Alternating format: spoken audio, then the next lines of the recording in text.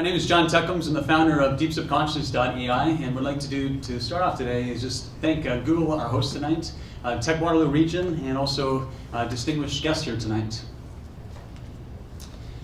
So the agenda here is up there, really the core of DeepSubconcious. It's about sustained higher performance. And I'm going to talk about the company in a bit. But recently I got invited to Dubai to an event that's the precursor to World Government Summit. So it's a unique opportunity, especially for a startup.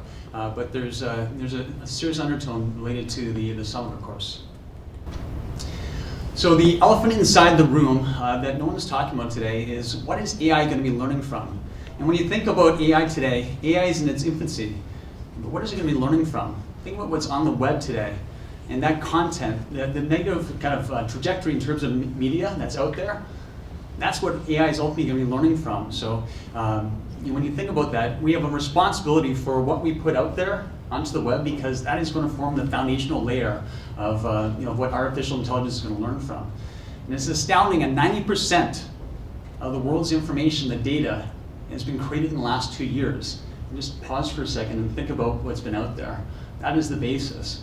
So anything we can do around, related to what we put out there, being conscious of the information we put out there. If we can get to higher states of happiness ourselves, it gives us, it buys us some time when it comes to artificial intelligence. We all know that AI is going to have a tremendous impact on humankind. You see the arm wrestle there of the person that's arm wrestling. There's going to be tremendous job loss, and the hope is that we get to a surplus economy where you don't have to work. So wouldn't that be nice? So you want to be in a better state in terms of your happiness, because you're going to have a lot of free time on your hands. And if everything goes down incredibly quickly, as Elon Musk has warned in terms of artificial intelligence, that big rocket to Mars might look like a haven.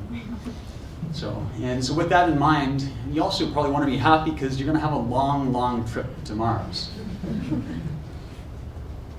So one of the, AI on top of that is there's going to be tremendous pressures that AI is going to have on humankind. And one of the biggest blind spots is that, we have spent very little time actually working on human beings. So just think about all the external, innovations that we've had. There's a tremendous number of things. You see McDonald's, you see, modem up there on that list. But we've actually spent very little time actually working on advancing humans' cognitive capacity.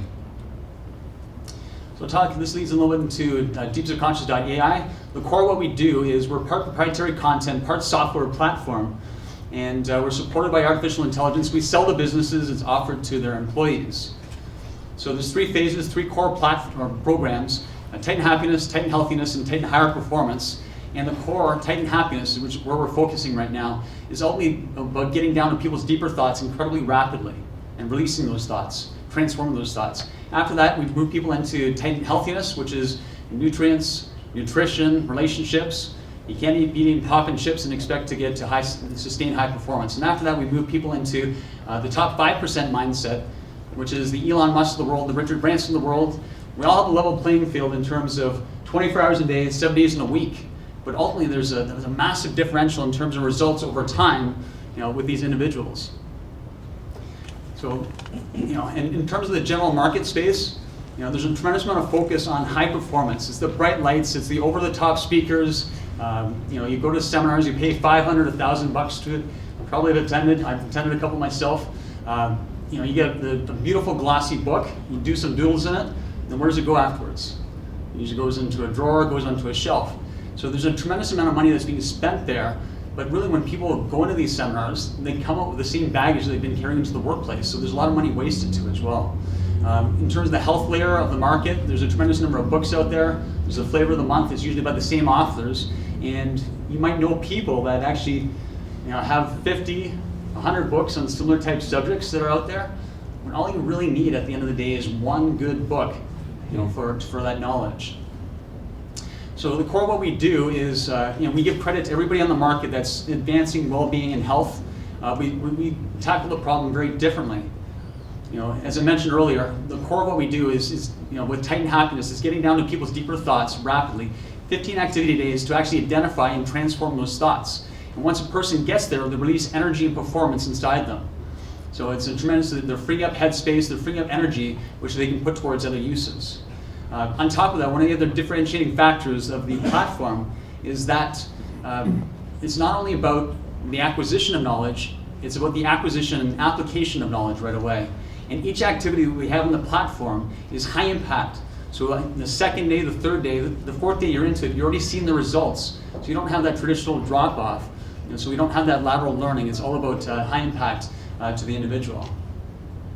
So really, at the end of the day, the core of what we're doing is we're dedicated to solving high performance, sustained high performance at scale, and also we're dedicated to contributing to a solution to a much larger AI issue that we'll be facing, that we'll all be facing in the future. So I'd like to summarize with a couple kind of final thoughts and just kind of put a perspective on the future handshake, as we all do with employers. As we come to work, we sign an agreement. We think over time with the pressures of AI, that's going to result in higher performance. So the people that remain in the market, the expectation in terms of performance is going to go up to the upper limits of what we think, and that might become the standard. High performers, that might be the standard in the future. And on top of that, employers themselves, they're likely going to have to offer better lives, so complete better lives for individuals that are working for these companies. And one question that I ask as I get to know people, often might come up in an interview, is what do you want to do with your life? This event tonight, time's a factor, is your life in this physical existence. So what impact do you want to make? How do you want to make the world a better place? Thank you. Question, then we'll open it up to the audience. So actually, first to the audience, my question is, who here feels like they're an expert in AI? Okay, so I asked that for a reason, not to be sarcastic, but I feel like that's something we're all trying to learn a lot more about. So if you were someone that was very new to AI, what would you recommend for them in terms of learning more about the subject? Are there books, resources, anything that you come across that would be great for someone that's just starting in that field? Yeah, well, I'll share an experience from the summertime. I went to AI Fest in Montreal. It was the inaugural event. It was the tail end of Startup Week. And so an event, they put the feelers out about a month prior. They were expecting 30, 40 people. They had to cap it at 130 people. So getting involved in an event, and this had like Element AI, all the core people in Lumba, which is associated with Microsoft, and the entire day was focused on AI. And there was different breakouts, and there's a tremendous, if you see that, and I'll give you just an insight in terms of this region too as well. It's going to be becoming more organized. I know that there's initiatives associated with one of the higher schools of education, so I would expect in 2018 to be some announcements, so keep an eye out for events which really start to organize, and you'll be able to get a cross-section over the course of the day. Cool. Thanks, John. Questions?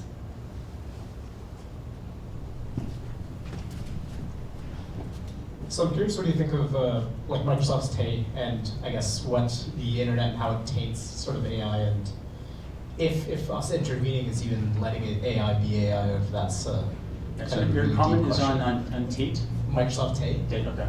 I'm less familiar with that, but just in general, you're talking about, you just elaborate a little So more. Microsoft made Tate, which was like this AI that was supposed to learn from the internet, and then it ended up being racist and vulgar. And Yeah, I know what you're talking about. Yeah. We're like, pull the plug, yeah. So just in general, I think there's a tremendous amount of experimentation going. Like the algorithms behind AI are incredibly complex, and so really it's about that learning process.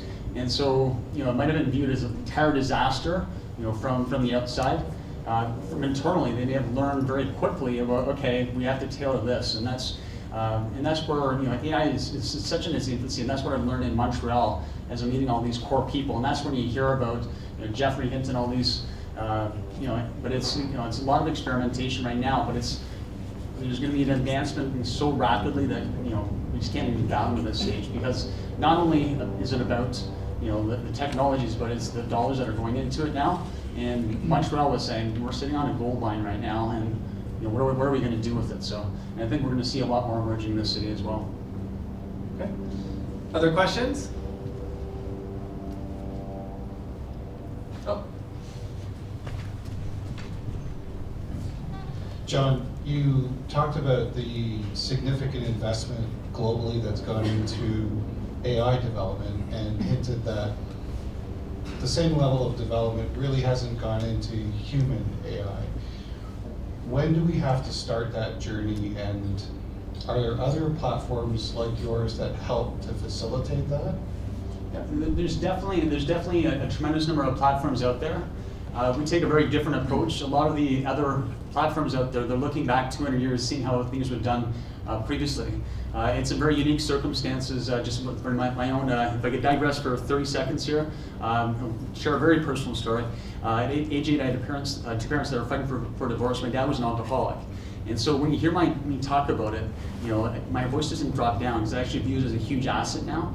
On top of that, I played elite volleyball at McMaster University, and I had a tremendous amount of imbalance in my body. I was jumping this high off the ground, landing on the same foot. So you can imagine what that did to my physiological structure. If I just demonstrate this for a second, I see some grins already. So my shoulder was up here, my hip was back here, and you just imagine going through school. So, and really it was for myself, as part of this longer journey, it was, when basically physiotherapists, doctors, physicians, leaving me for dead, I had to figure out something new. And I think there's, with the work that, that DeepSubconcious.ai is doing, but there's so much larger initiatives. Tying it into Google, there's Laszlo Block that now has his own startup right now, which has the words happiness as part of the platform. And on top of that, there's people like Mo Gaudat, who's launched a Billion Happy initiative. So, and his book is, is largely based in the last 200 years, but it's the culmination of these initiatives plus advancements, and then as well the recognition that it's an important issue that we're going to be facing. So, Cool. Thanks, John.